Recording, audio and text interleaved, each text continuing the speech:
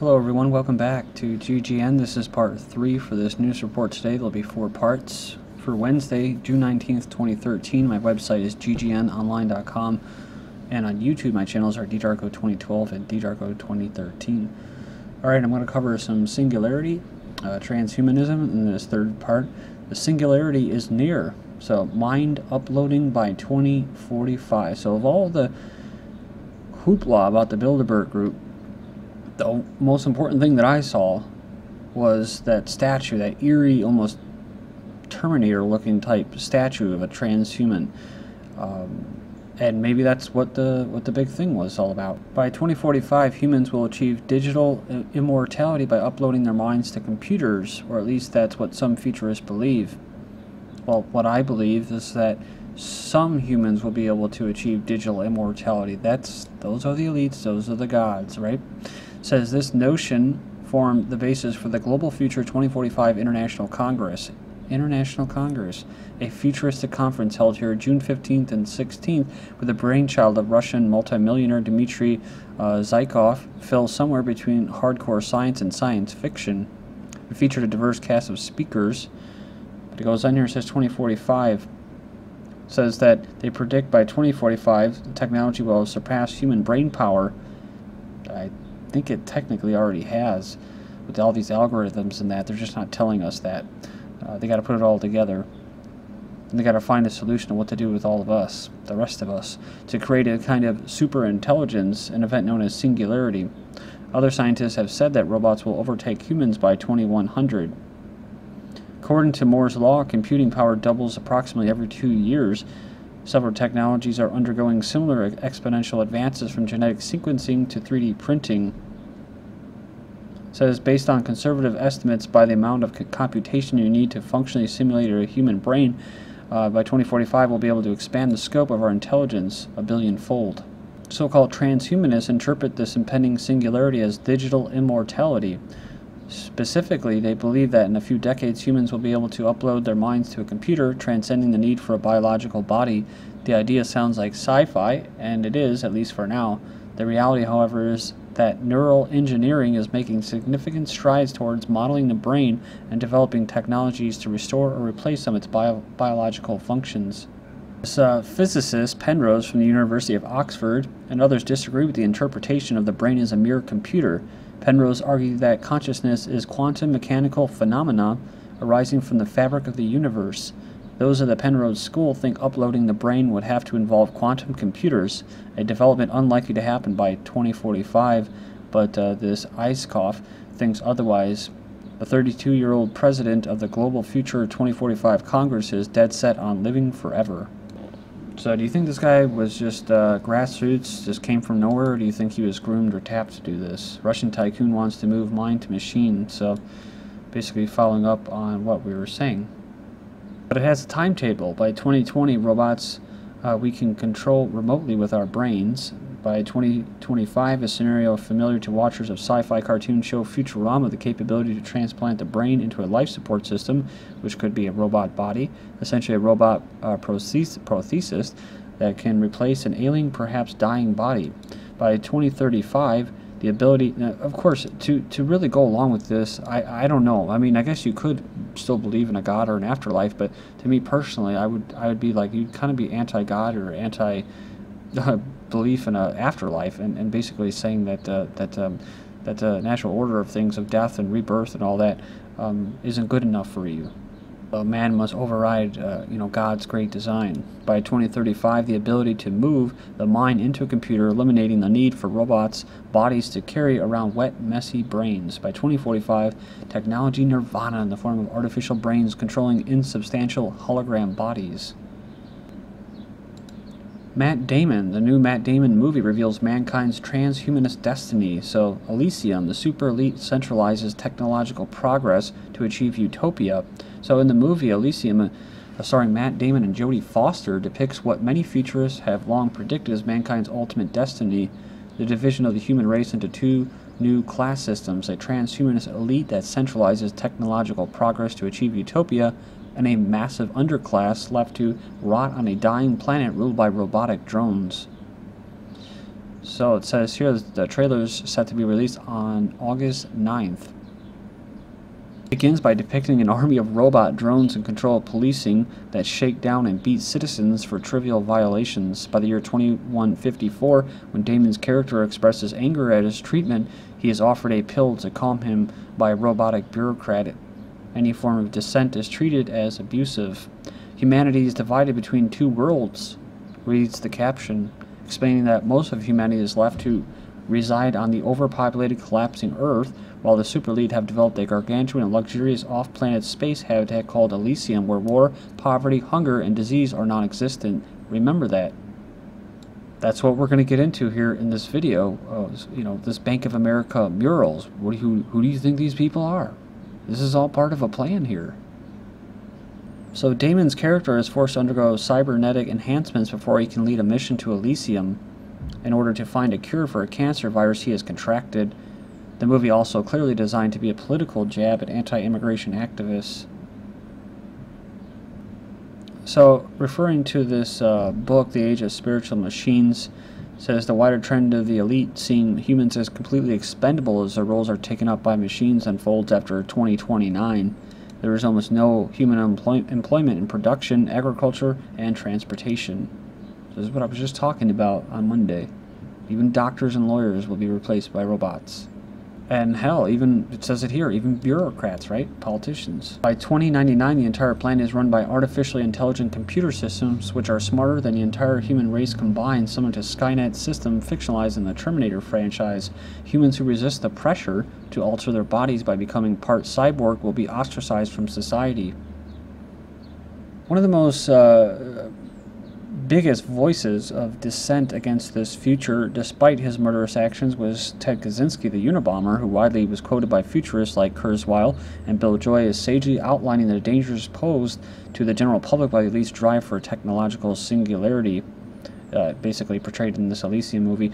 Due to the improved techniques, the elite will have greater control over the masses, and because human work will no longer be necessary, the masses will be basically obsolete.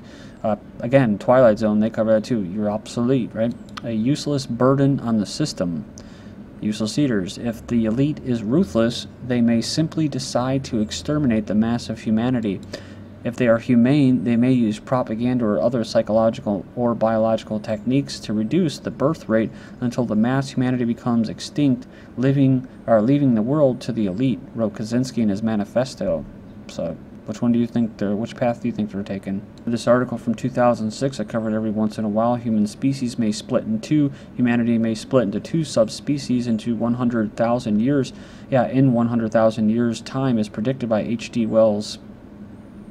The human race would peak in the year 3000, he said, before a decline due to dependence on technology. People would become choosier about their sexual partners, causing humanity to divide into subspecies.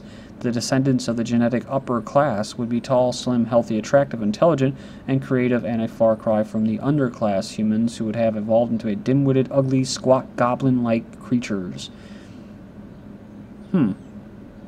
100,000 years' time, huh?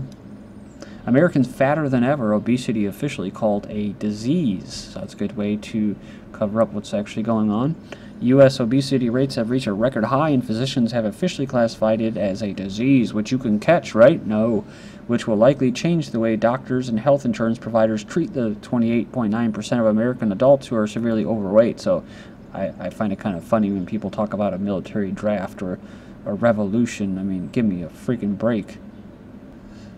They said that the country's obese population is 50% greater than it was in '97. 50% greater than it was a little over, just about 15 years, when only 19% of Americans were at dangerously unhealthy weight. I think Mexico and Africa were actually up there with the fastest climbing obesity rates as too. Again, this is targeted eugenics. If you haven't seen the movie Idiocracy, you should watch it. Some people hate it. I do enjoy it. So, this is back to Bank of America's predictions, right? Shrink this a little bit so we can see it. It says, There's 3 murals are arranged in order of the timing of the world events. The first mural shows classic Masonic checkered floor as part of the landscape that the ruling families now control. So you see the biblical burning bush blowing west. It symbolizes the burning of America, which is currently being dismantled morally, economically, and politically. As the white man besides the burning bush is wearing a red sweater, blue jeans, red, white, and blue. He's totally distracted. They say by a book, but it's by television, whatever, while the bush is burning. He symbolizes the American citizen, distracted, unaware, and oblivious to the, they said, dying empire. I don't think I'd be proud that it was an empire, but just basically your culture being killed off, your country killed off. It says, see the controlled female puppet on the strings, so that'd be the next president. I thought it was going to be, instead of Obama, the second time, but he won, so we'll see this next one. I think it would be a neocon, like Palin or something. So it says here they're among the group of people at the bottom left is America's colonial forefathers arguing the modern day suits. So that's diversity and stuff like that. This symbolizes Tea Party constitutionalists protesting the fascist New World Order police state that is unfolding. They're pointing at the central figure, the Masonic Aryan boy wearing a Nazi overcoat and clicking his heels together. Of course, they say, who is this? Well, they try to say that it's actually Prince William. You can go in there and check it out. They got all kinds of things, including the phallic symbols hidden, the crown, William written in the sleeves. So the elites are dancing above, right, where all the chaos is going on. Overhead, the elite are hovering as Elysius and celebrating like gods, circling free and naked in their wealth and power, separated from the chaos, and energized by it, while the world population beneath them are trapped in their net. In the third panel, survivors, the apocalypse, whether it's nuclear or whatever, are stratified with the lowest level laborers holding up their gold-headed tools like crosses. It says the tools point worshipingly up and symbolize their labor that enriches the red dragon symbolized behind the shoveled heads.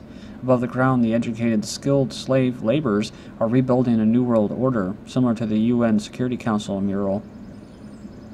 Red Dragon is human form. It is etched into the hills at the highest level. He sleeps peacefully while the obedient, subservient population obey and serve him.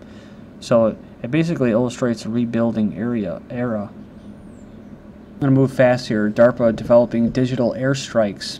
So just like a video game, right? So the soldiers have Terminator-like video displays that can call in airstrikes with the shine of a laser beam.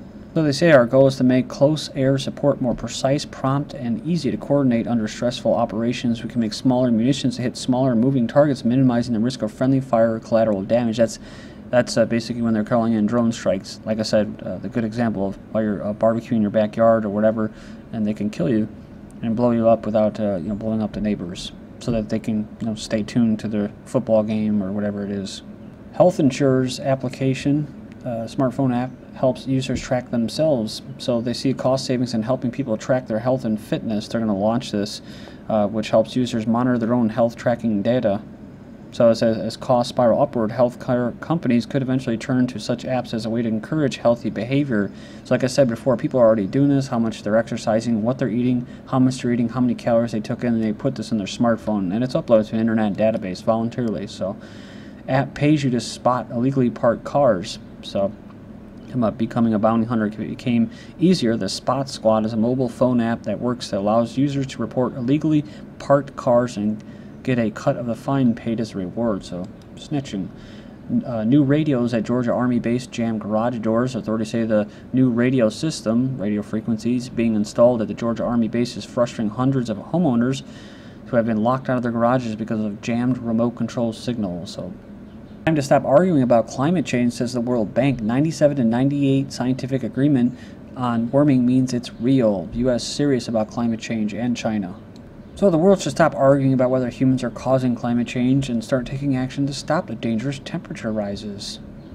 We should come together to stop the spraying of aerosols, i.e. chemtrails. Pesticides slash water life by 42%. They're going to kill off insects and other small aquatic life as much as 42% in the water. Coming soon, GMO plants with synthetic biology that make them glow. Synthetic biology, and the project is called Glowing Plant Project. Former GMO engineer drops biotech and goes organic. McDonald's closing all restaurants in Bolivia as nation rejects fast food. An alert, EPA about to raise allowable concentrations of glyphosate on food crops, edible oils, and animal feed.